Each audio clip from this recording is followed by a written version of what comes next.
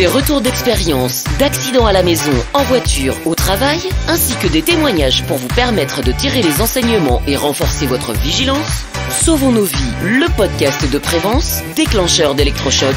Bonjour à toutes et à tous, j'espère que vous allez bien. On se retrouve aujourd'hui pour ce 19e épisode et notre 5e interview aujourd'hui. Vous le savez maintenant, chaque mois, je reçois une ou un invité pour parler de santé et de sécurité.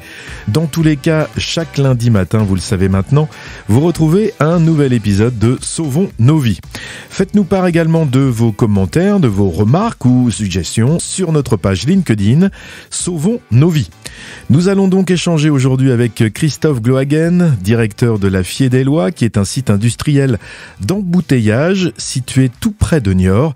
Christophe va nous expliquer comment il a déployé sa démarche santé et sécurité sur son site et quels sont ses résultats après un peu plus de 3 ans.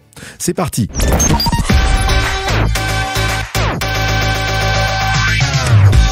Sauvons nos vies, interview.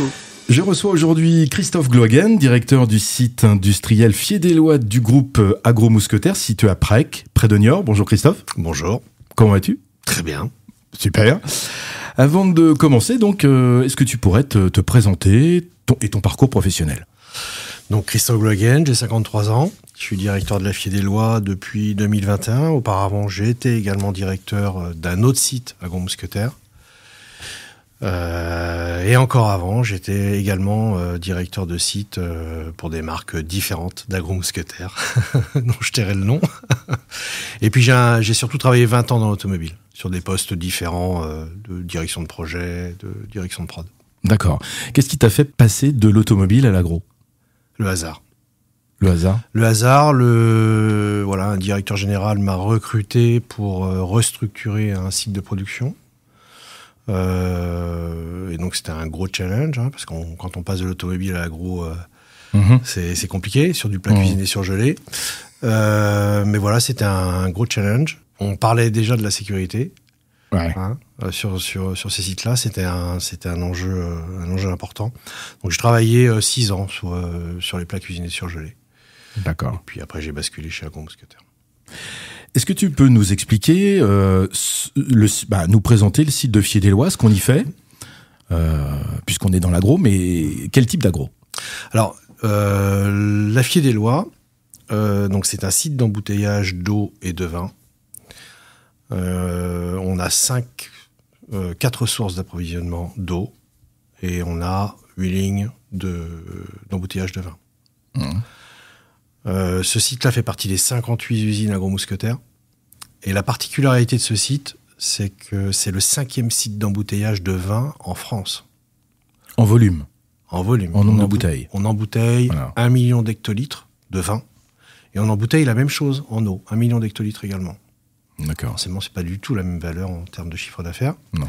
C'est un site qui a 150 salariés, approximativement, sur l'année. La particularité de la Fiédellois, c'est que c'est un site, donc on embouteille du vin, c'est le plus gros du chiffre d'affaires, mais on sélectionne nos vins. Donc on a des œnologues sur le site qui sélectionnent les vins qui seront embouteillés en marque distributeur Expert Club pour Agro-Mousquetaire, donc pour les points de vente Intermarché et Netto. La moyenne d'âge à peu près du site ? 43 ans. Ok. Donc, après un parcours déjà dans l'automobile, l'agroalimentaire et puis chez Agro-Mousquetaire, tu es donc arrivé en 2021 sur le site. Quelles ont été tes premières impressions avec le recul que tu avais sur d'autres sites agroalimentaires, entre autres ? Qu'est-ce qui t'a interpellé, étonné ? Comment tu as réagi en visitant le site un petit peu avant 2021 ? Alors, contextuellement, c'était un peu compliqué parce qu'on était en pleine période Covid. Donc moi, j'avais vécu le déclenchement du Covid, donc en mars 2020, sur un autre site industriel. Donc j'arrivais en pleine période Covid, en pleine crise sanitaire, avec des gens fatigués, un contexte compliqué, on l'a tous vécu. Et donc ce qui m'a frappé sur ce site, c'est que c'était quand même un site apaisé, déjà, malgré un contexte compliqué. Des personnes qui connaissaient très très très bien leur métier. Et quand tu allais sur le terrain, tu te disais, mais il y a des bonnes pratiques. Je te donne un exemple, moi, qui m'avait marqué à l'époque. Les tuyaux d'arrosage, de nettoyage de ligne étaient tous enroulés. Enfin, vraiment, c'est quelque chose que quand tu as l'habitude des sites industriels, c'est souvent des tuyaux qui traînent. Et là, tout était nickel. Par contre, les gens ne respectaient absolument pas des consignes élémentaires de sécurité. Habilitation électrique, on mettait pas d'EPI. On descendait les marches 3 par 3, on tenait pas la rampe. Enfin, il y avait des choses, les caristes ne mettaient pas leur ceinture. Donc, il y avait de toute façon un gros travail à faire sur ce sujet-là. Et donc, quand tu es arrivé, tu as eu une première analyse essentiellement sécurité, pas que sécurité, mais forte sur la sécurité. Alors, forte sur la sécurité, forte sur la posture managériale, surtout. Pour moi, c'est très très souvent lié. En termes de posture managériale, on acceptait certaines choses. On n'était pas du tout dans les clous. Après, quand on prend un site industriel, on va pas tout faire en même temps. Il faut chercher un axe sur lequel on va pouvoir travailler et se concentrer sur cet axe-là. Alors, on peut travailler sur la sécurité, mais on peut aussi travailler sur la qualité. Par expérience, moi, je sais que quand on travaille sur la sécurité, le reste s'améliore. Ça ouvre la porte à beaucoup de choses. Voilà. En premier lieu, la qualité, mais au-delà de ça, on arrive aussi à changer la culture globale de l'usine. Mais très clairement, sur la Fier-des-Lois, il y avait une très grosse culture de productivité et une culture sécurité qu'il fallait améliorer. Je vois pas mal d'entreprises, c'est souvent comme ça. L'historique était plutôt productivité avant sécurité. Il faut arriver à changer effectivement dans les têtes ces priorités-là et de se dire, de toute façon, si je veux de la performance, parce que ça reste l'objectif premier de tout patron, ben ça passe aussi par la sécurité, la qualité, comme tu dis, et que si j'ai pas ces prérequis-là, ben c'est compliqué d'avoir de la performance. Exactement, tout est lié en fait. Tout est lié. Tout à fait. Et donc, quelle a été ta première mesure santé-sécurité quand t'es arrivé sur le site en 2021 ? Ton premier geste fort ? Ah, mon premier geste fort. C'est de reprendre un technicien de maintenance qui portait pas ses EPI en habilitation électrique. Il respectait pas du tout les consignes. Ouais. Donc, habilité BR, je mets pas mes EPI, j'interviens dans une armoire électrique sans EPI. Donc là, moi, je viens de la maintenance, donc j'ai été choqué de ça. Et donc... il a fallu remettre très très rapidement l'église au milieu du village parce qu'on est co-responsable d'un potentiel accident. Donc là, ça a été mon premier acte fort. C'est-à-dire que le responsable d'exploitation et le responsable technique du site ont suivi une habilitation électrique. Ah, ça a brassé un petit peu. Pourquoi on ferait ça voilà. Bah oui. Donc ils ont été en groupe avec les équipes d'intervention à suivre une habilitation électrique pour qu'ils comprennent bien les enjeux Voilà, quand on intervient dans une armoire électrique, il y a des consignes à faire respecter. Donc ça, c'était vraiment le premier acte fort sur le site de la Fier-des-Lois. À respecter soi-même et à faire respecter derrière. Bien sûr. Donc aussi bien en termes de conscientisation des risques, mais il n'y a pas que les risques de santé, il y a aussi les risques juridiques. On est pénalement responsable quand on accepte ça. Ouais. Et donc, il n'y avait pas cette prise de conscience dans le comité de direction. Donc, il a fallu déjà dégoulotter un petit peu les pensées... l'historique tout l'historique du site, toute cette culture-là, en commençant par le comité de direction. D'accord.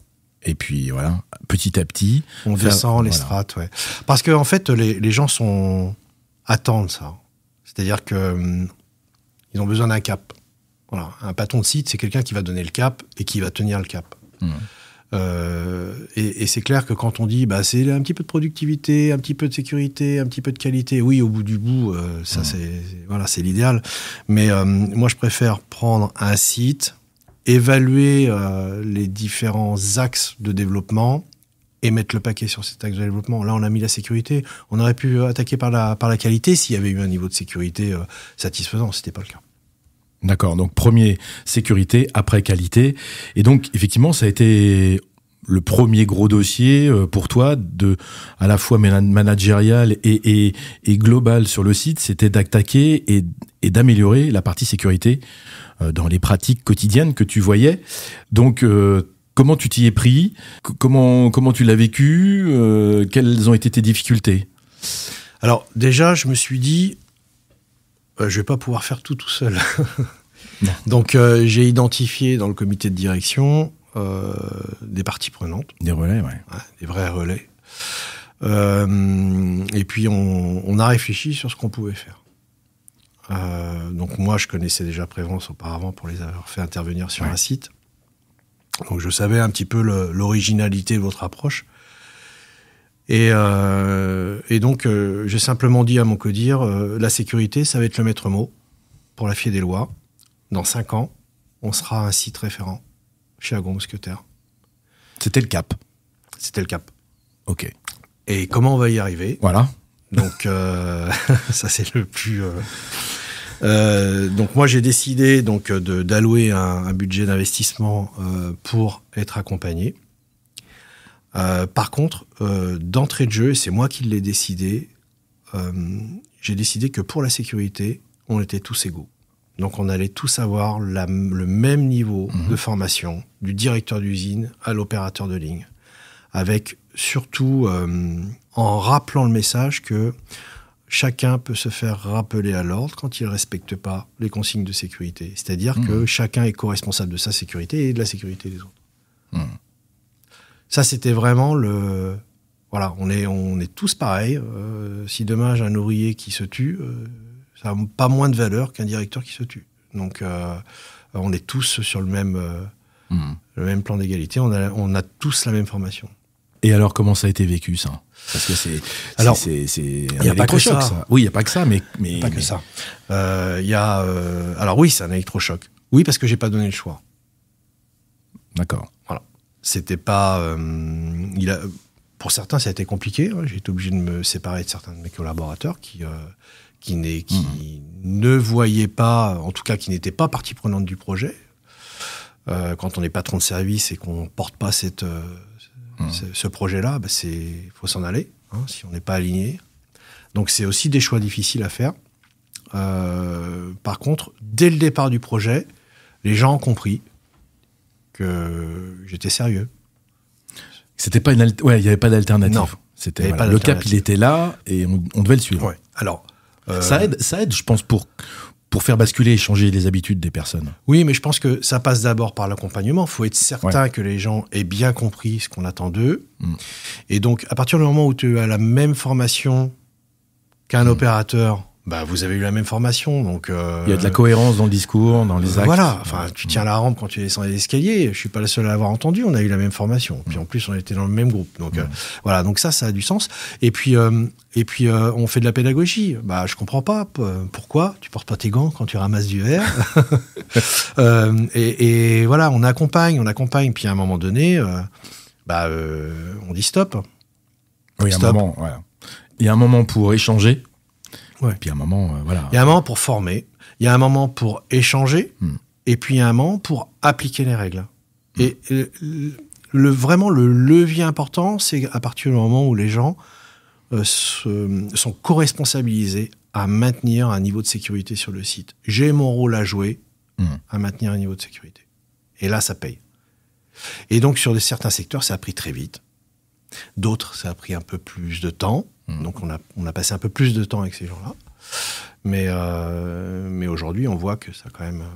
On va reparler effectivement de la situation d'amont et puis de la situation actuelle. Alors, pour démarrer ce projet, il y a eu un nom, Visa, V-I-Z-A. Alors, pourquoi ce nom ? Comment il est venu ? Et qu'est-ce que ça a apporté, ce nom ? Pourquoi un nom de projet ? En fait, c'était un nom de projet parce que c'est une vraie aventure. C'est une vraie aventure.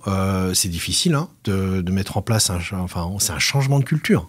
C'est pas, on va pas mettre un indicateur, voilà, on change de culture. Donc, il fallait donner un nom à ce projet. Donc, Vigilance Zéro Accident, c'était vraiment d'où Visa, d'accord. D'où Visa. Alors, on pourrait penser à la carte, mais c'est non, il y a un Z. Et donc, en fait, c'est comme le dé et l'ampoule. Ça fait partie de notre vocabulaire aujourd'hui. Et on s'est vraiment aligné derrière ce projet. Alors après, c'est un petit peu c'est de la cosmétique, mais aujourd'hui, on a on a fait des tasses pour la journée sécurité avec le logo Visa. Tout le monde sait ce que c'est. Ça parle tout de suite. Ça parle. Les gens savent ce que c'est. Tu te souviens pas de la formation vigilance attitude, vigilance santé ? Ah oui, le projet Visa. Voilà. Tout le monde est aligné. Aujourd'hui, tous les salariés ont été formés à cette formation. Tous ceux qui arrivent sont formés également à cette formation. Donc voilà, et c'est la même formation depuis le début, tu es bien placé pour le savoir. Oui, oui, je suis bien. Mais dis-moi, parce que ça peut étonner certaines personnes qui nous écoutent, de se dire, attends, c'est un site Agro-Mousquetaires. Agro-Mousquetaires, c'est presque 60 usines, 60 sites industriels en France. Donc il y a une structure, il y a un groupe, il y a des outils standardisés Agro-Mousquetaires. Qu'est-ce que ce projet-là, Visa, va apporter de plus ? Mais justement, je pense que c'est là où il faut prendre le temps. Chaque site a sa culture, a son histoire, a ses habitudes. Il faut passer du temps avec les salariés. Et l'objectif, c'était pas de dire est-ce qu'on remet en cause cette approche. Non, c'est comment on positionne le curseur, à quelle vitesse on va. Il est là, en fait, l'enjeu. Parce que de toute façon, par la porte ou par la fenêtre, il fallait qu'on s'améliore en sécurité. C'était le projet défini et partagé également avec la direction générale. Donc, c'est porteur, non seulement... Alors, déjà, c'est porteur parce que Agro-Mousquetaires, c'est l'enjeu majeur chez Agro-Mousquetaires, sur les sites Agro-Mousquetaires, c'est la sécurité, le zéro accident. Le zéro accident sur tous les sites. Donc, j'étais complètement aligné avec les recommandations et le plan du groupe. Le plan du groupe. Alors, quels sont pour toi les facteurs de réussite, effectivement, d'une démarche santé-sécurité ? Tu en as donné déjà quelques-unes, mais il y a quand même des prérequis, un cap, comme tu dis, mais les facteurs de réussite, est-ce que tu peux en donner d'autres ? Ouais, je pense qu'il faut du courage. Je pense qu'il faut du courage parce que tu es sans cesse... ça plaît pas de mettre un niveau d'exigence avant qu'il soit complètement intégré et qu'il devienne culturel. C'est ça. Et donc il y a des fois où... c'est le propre du directeur d'usine, mais il y a des fois, tu as des grands moments de solitude où tu te dis, punaise, c'est pas possible. J'ai mon comité de direction qui veut pas y aller. Et donc, parfois, faut aller à l'encontre d'une recommandation d'un comité de direction et de dire, non, je veux pas le savoir, on y va. Et je vais mettre des points de contrôle. Et je vais vous accompagner. Et il faut rien lâcher. Donc, ça, je pense que c'est le premier levier. Et puis, il faut accepter de se faire reprendre. Moi, je me suis fait reprendre parfois parce que je montais trop vite les escaliers. Il faut accepter ça et se dire, en fait, tu respectes ce que tu as dit dès le départ. Donc, l'exemplarité est essentielle. Et moi, je me suis fait reprendre parce que je tenais pas le stop à la sortie du parking de l'entreprise. Ok. Et donc, et je pense toujours... Quand je pars le soir, quand je marque le stop, je pense toujours à la personne qui me l'a fait remarquer. C'est marrant, ça. Ouais. Comme quoi, ça marque. Comme quoi, ça marque. Dans les deux sens, autant pour toi que pour eux. Ouais, c'est fort. Nous, chez Prévence, on dit, dans les facteurs de réussite, il y a la volonté du directeur de vouloir aller sur cette démarche-là, qui est quand même le point de départ. Mais moi, avec le recul que j'ai chez Fier-des-Lois depuis 3 ans, je pense que un des facteurs de réussite, c'est aussi l'alignement managérial qu'il y a aujourd'hui.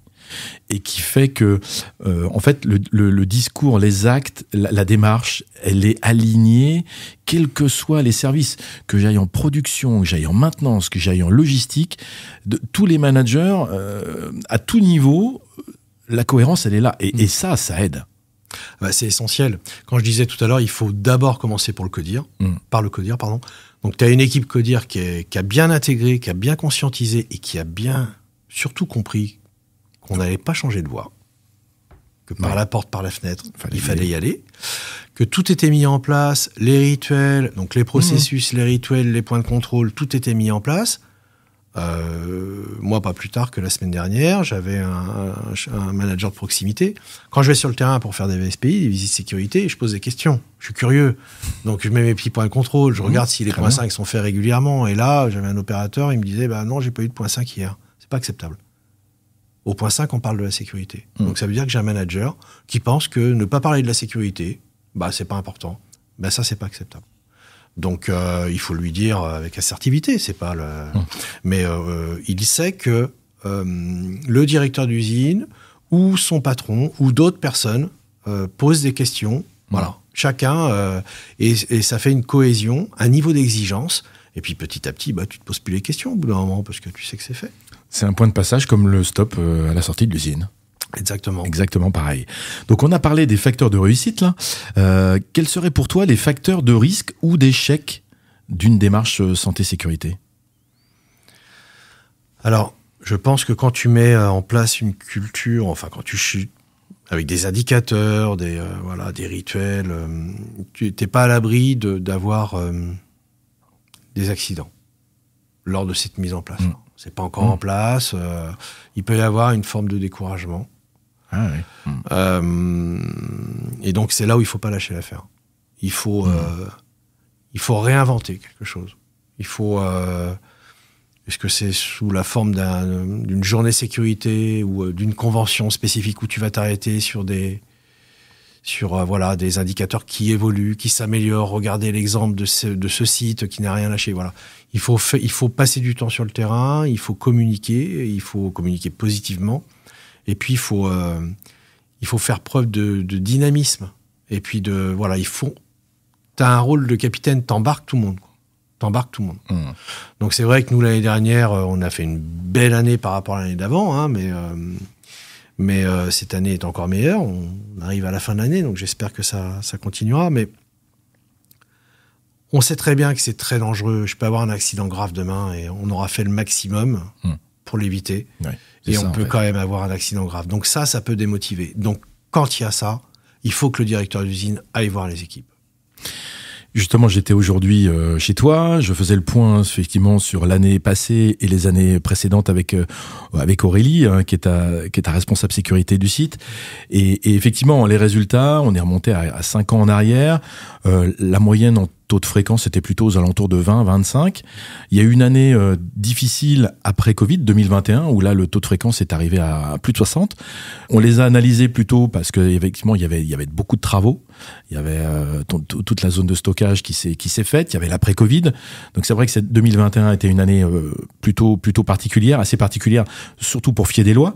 Après 2022, eh bien voilà, le taux de fréquence est redevenu à peu près aux alentours des 20. Et puis cette année, eh bien voilà, l'année n'est pas terminée, on est en 2023, on est presque mi-décembre 2023. Eh bien, le taux de fréquence aujourd'hui est à 11. C'est-à-dire qu'il a été divisé par 2 depuis l'année dernière. C'est pas du hasard. C'est pas du hasard, parce que moi je commence à bien vous connaître et je ne suis pas surpris de ce résultat-là. Parce qu'effectivement, je vois en 3 ans tout ce qui a été fait, tout le niveau d'exigence qui a été qui a progressé, et pourtant, quand on commence à arriver à ces résultats-là, on a envie de continuer. Et moi, je ressens aussi les managers qui ont envie de continuer, parce que autant effectivement, comme tu le disais, avoir un accident, des fois, ça peut casser le moral, et on trouve encore plein de pistes pour continuer de baisser. Parce que souvent, j'entends les accidents, c'est la fatalité, Hugues. Le risque zéro n'existe pas, mais la grande majorité, non. Mmh. Et le résultat ne m'étonne pas aujourd'hui. Oui, parce que les gens s'insurgent de ça. C'est-à-dire que les 3 accidents qu'on a eus, c'est pas normal. C'est pas acceptable. Mmh. Moi, je te donne l'exemple du dernier accident qu'on a eu. Donc, c'est une personne qui s'est blessée à l'extérieur de l'entreprise, qui est venue travailler et qui s'est senti pas dans un bon état, et il est parti aux urgences. Voilà. Ouais. Et donc, le médecin du SAMU lui a fait un arrêt de travail.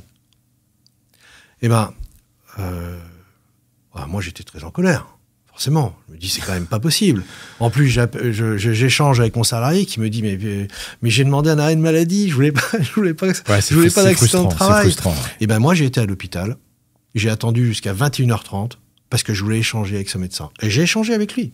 Il m'a expliqué pourquoi il faisait ça. Et du coup, on a décidé avec le directeur de l'hôpital de Niort de faire une visite de la FIA des lois et d'expliquer c'est notre démarche sécurité. Très bien. Et donc, tu vois, c'est vraiment une approche systémique. C'est-à-dire que tu parlais d'Aurélie tout à l'heure, c'est son recrutement aussi qui a changé les choses. C'est votre accompagnement, l'accompagnement de prévence.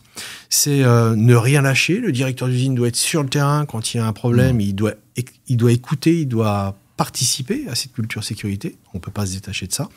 Et puis, il faut se le dire aussi. Moi, j'ai remis à plat tout l'accord d'intéressement d'entreprise que j'ai remis à plat avec nos délégués. Et dans cet accord d'intéressement, sur les 5 indicateurs, j'ai 2 indicateurs sur la sécurité. J'ai le taux de gravité et le nombre d'accidents de travail. Donc c'est lié également aux résultats de l'entreprise. C'est-à-dire que si on a des bons résultats, on a l'intéressement. C'est vraiment une approche systémique.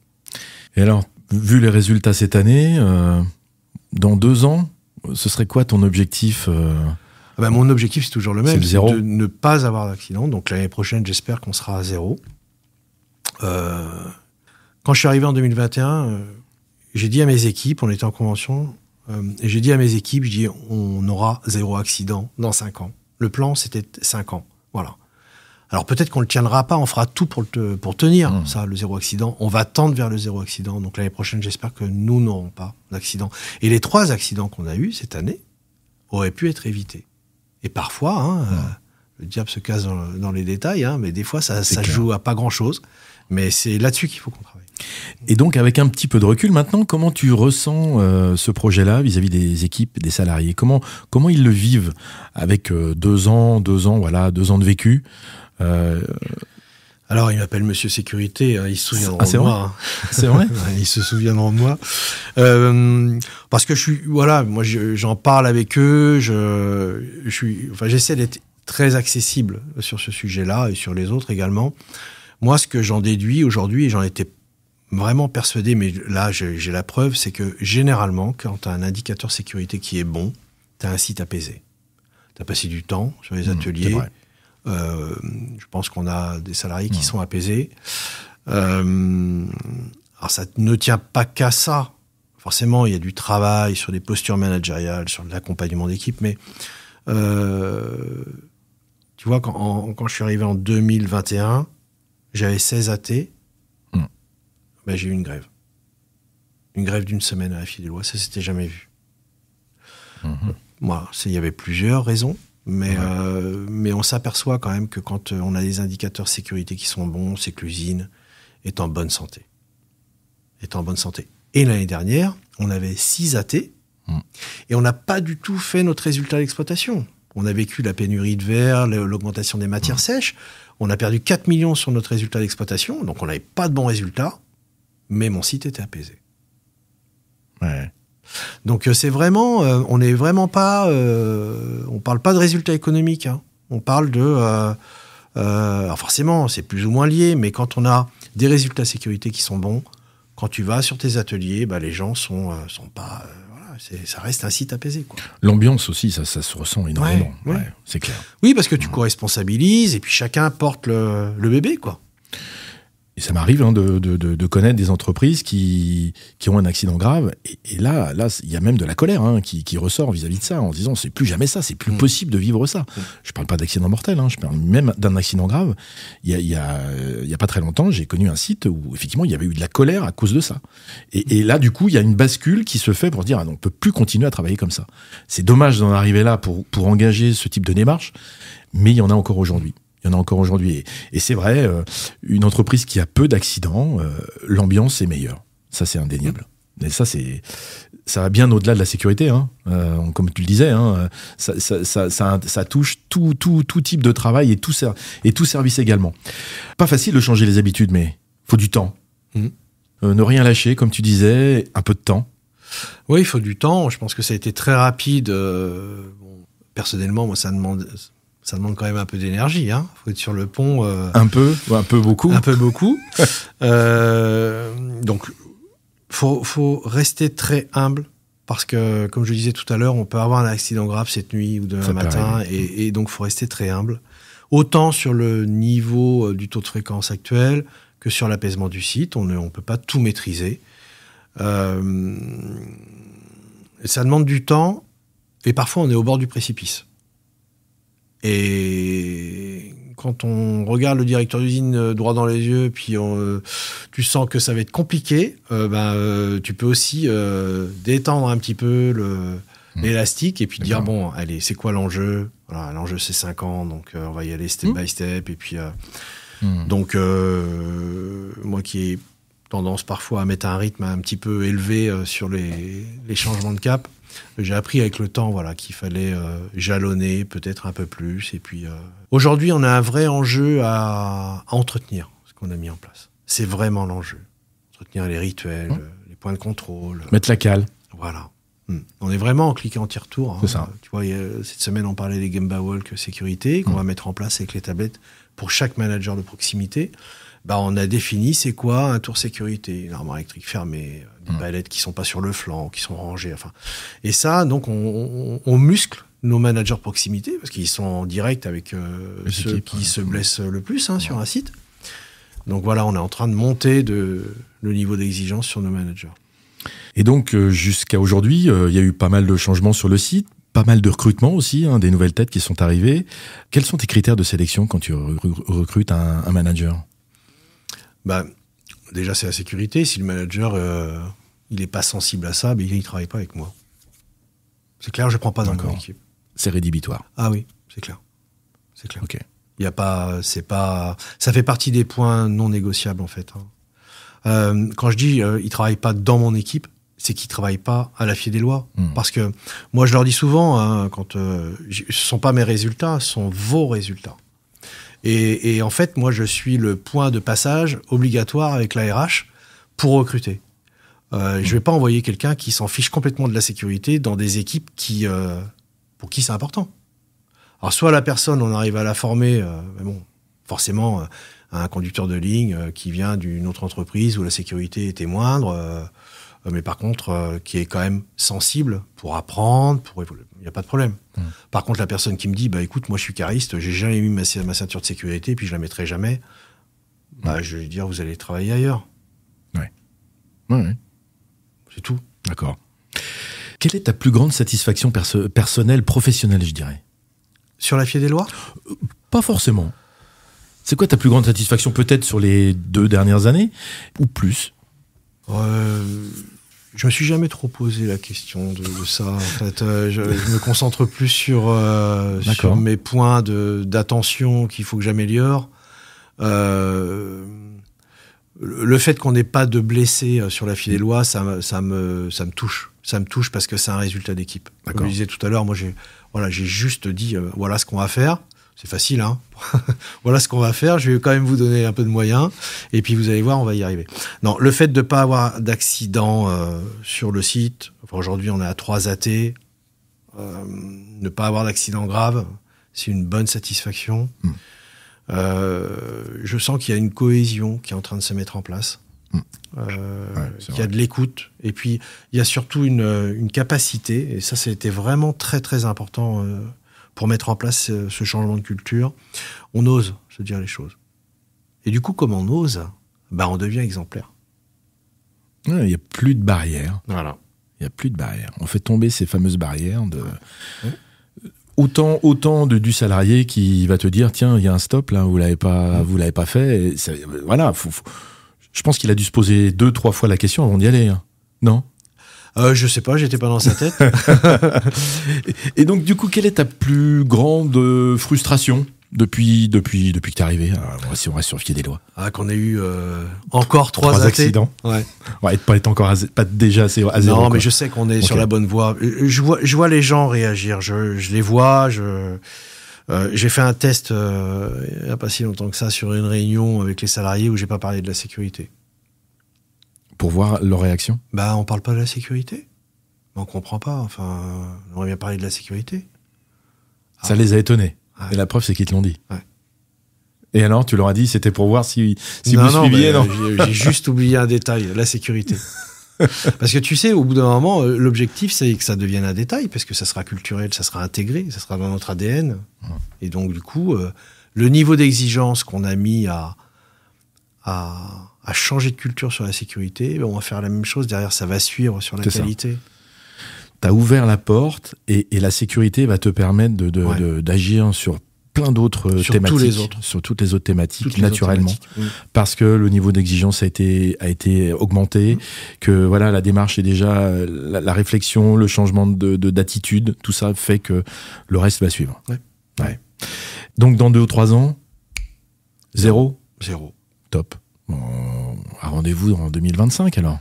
Ouais, 2025. Peut-être même 2024, on sait jamais. On va tout faire. On va tout faire. Ce serait bien. Parce que c'est compliqué déjà quand on passe d'un taux de fréquence il y a 2 ans à 22, 23, à 11 aujourd'hui. Je pense qu'il y a des gens qui doivent se dire, on va jamais y arriver au zéro. Si. Enfin, moi, je suis porteur de ce projet et je sais que c'est atteignable. Atteignable, ouais. Mais t'as des personnes qui doivent douter quand même, non ? De moins en moins. De moins en moins. Et puis certains que je regarde les yeux dans les yeux qui doutaient vraiment, pensaient que c'était complètement utopique, Ouais. Me disent aujourd'hui, punaise, on va y arriver. D'accord. Bah oui. Donc, il y a une prise de conscience de se dire, voilà, c'est réalisable. Ouais. Certains m'ont proposé de changer les t-shirts de travail en disant le jour où on a 0 accident, on en met partout sur nos fringues de travail, quoi. Donc non, ça commence à bouger. Ah, c'est bien, Ouais. c'est bien.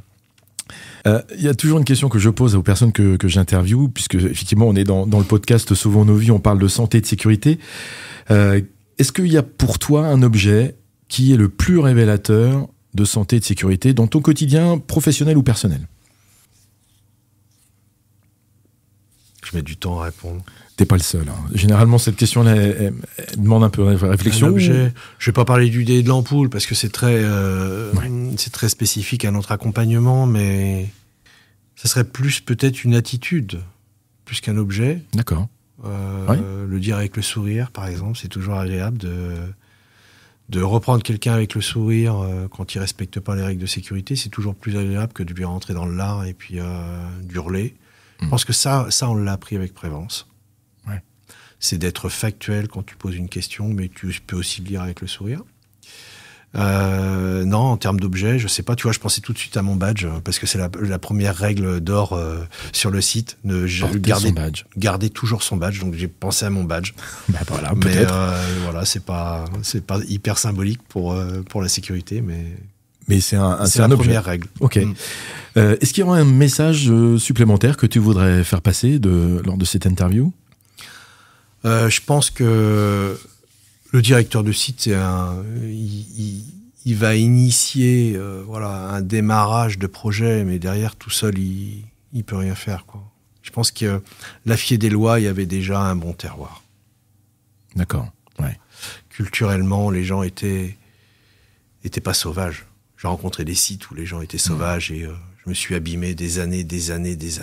Et c'était un vrai levier, du coup, pour ceux qui voulaient plomber le site, de cultiver ce taux de fréquence haut. Enfin voilà, c'était vraiment un enjeu pour eux que le taux de fréquence reste haut pour bien montrer que la direction n'avait pas... n'y arrivait pas. Et aujourd'hui, la Fier-des-Lois, c'est vraiment le résultat de toute une usine. Moi, j'ai simplement eu cette idée saugrenue de penser qu'un jour on pourrait plus avoir d'accident sur le site. Mais non, ça a vraiment été porté par tous les salariés. D'accord. Eh ben écoute, merci beaucoup Christophe pour cet échange. Plaisir. Longue vie à Visa, c'est ça ? C'est ça. Et puis rendez-vous en 2025 pour peut-être même 2024 pour le 0. On espère. Bah écoute, merci. Merci. Allez, au revoir. À bientôt. Nous arrivons au terme de cette interview, j'espère qu'elle vous aura intéressé. Si vous voulez ne rien rater de ce podcast, n'oubliez pas de vous abonner en cliquant sur le bouton de vos applications et pourquoi pas laissez-moi un commentaire constructif et une note de 5 étoiles sur votre application de podcast, c'est toujours agréable. Enfin, si vous avez des questions ou une remarque, écrivez-moi sur notre page LinkedIn Sauvons nos vies. La semaine prochaine, je vous parlerai de l'exigence et pourquoi cette valeur est importante pour progresser.